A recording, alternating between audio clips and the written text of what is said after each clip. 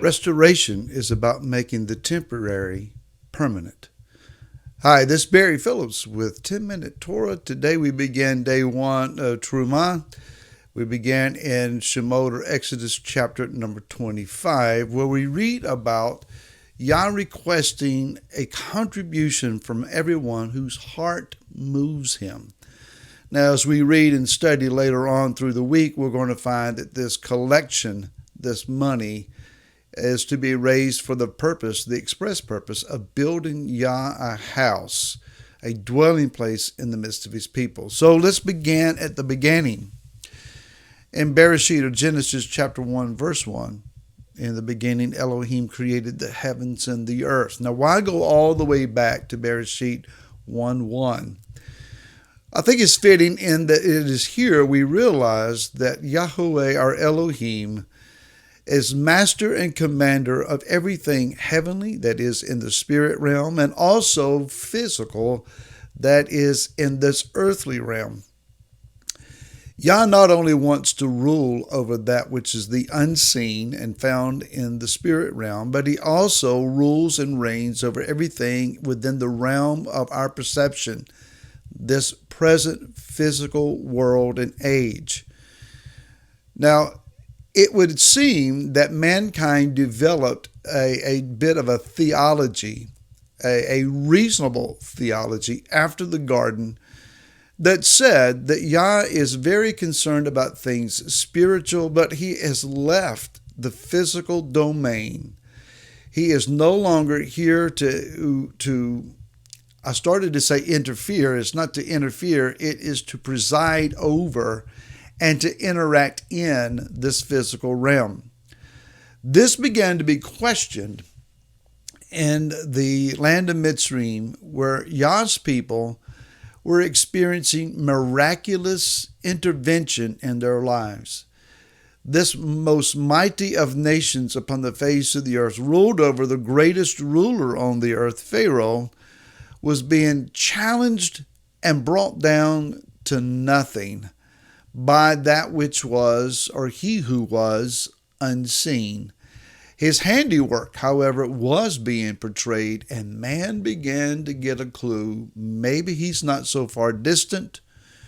Maybe he's watching after all. Up until this time, man had simply chosen the best route for himself to his best advantage and tried to do the best that he could, surmising Yah is off somewhere in the spirit realm and he's not really paying attention. Now everything that is being done, every word said, every activity, we're beginning to think maybe he's paying attention, maybe I need to pay attention as well. When it came to Israel crossing the Red Sea, the sea split. Now, according to rabbinical commentators, it was here, at this moment, at the splitting of the sea, that not only the Mitzrites and the Hebrews paid attention, but the entire earth began to look on and to realize the Creator is back. And he's mad. And he's working in behalf of his people.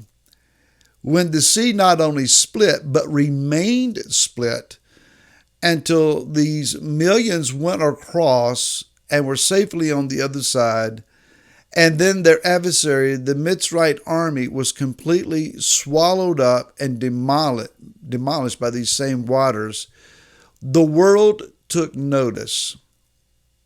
Now, it was time for Israel to dance, to sing, to celebrate, to prophesy, and to begin to realize all things are working out for good to those who trust in the Most High.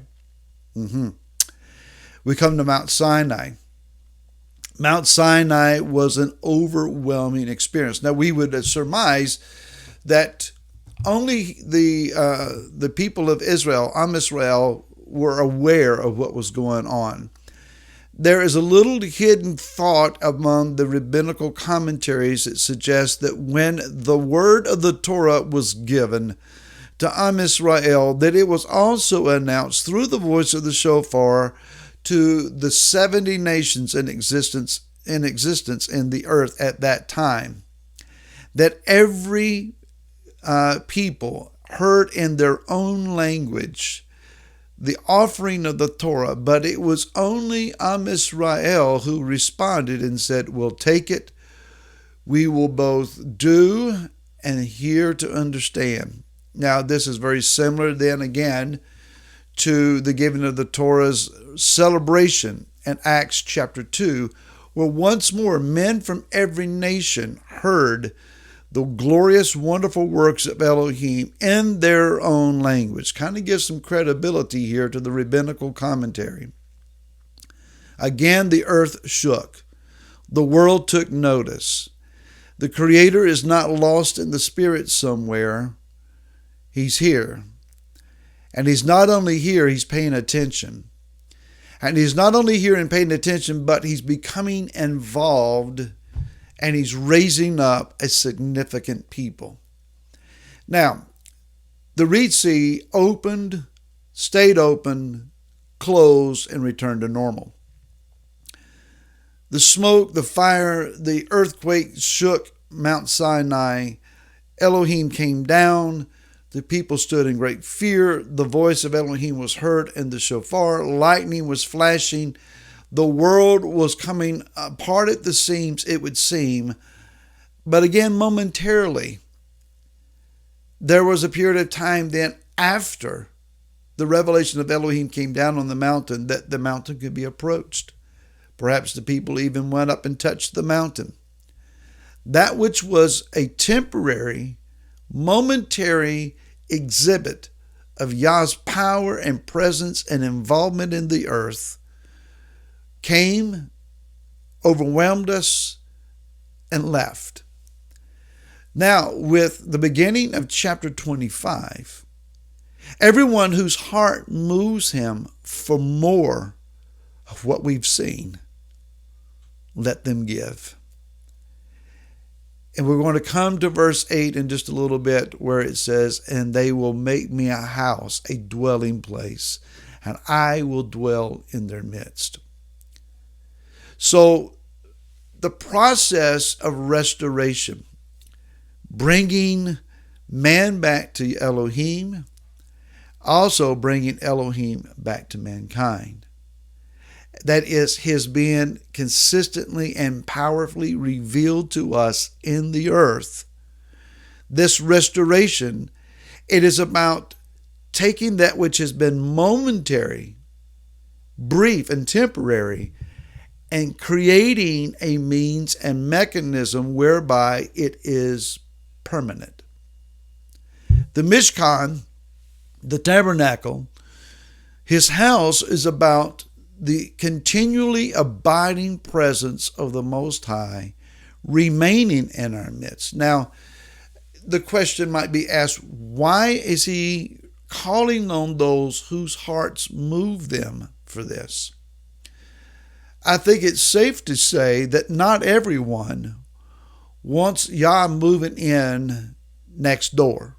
Now, if the glory center, the epicenter of a magnificent revival, is within short driving distance, that's convenient.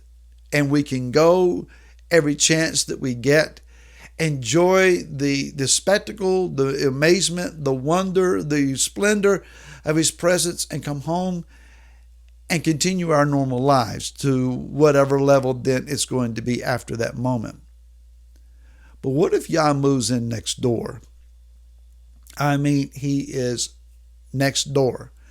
I have neighbors that if I were to stand at the front door of my home, down on the sidewalk, I could take a golf ball or a baseball and I could throw it to their front door.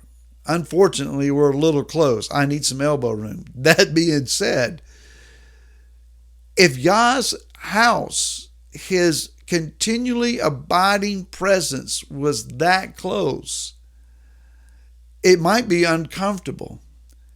I would have to be consistently and constantly aware of my words, of my actions, of my thoughts, the inclinations, my goals, my ambitions. All of that comes into play. Friend, He is here. He is here, and He is right smack dab in the middle of us. More on this tomorrow as we study Torah. Until then, shalom.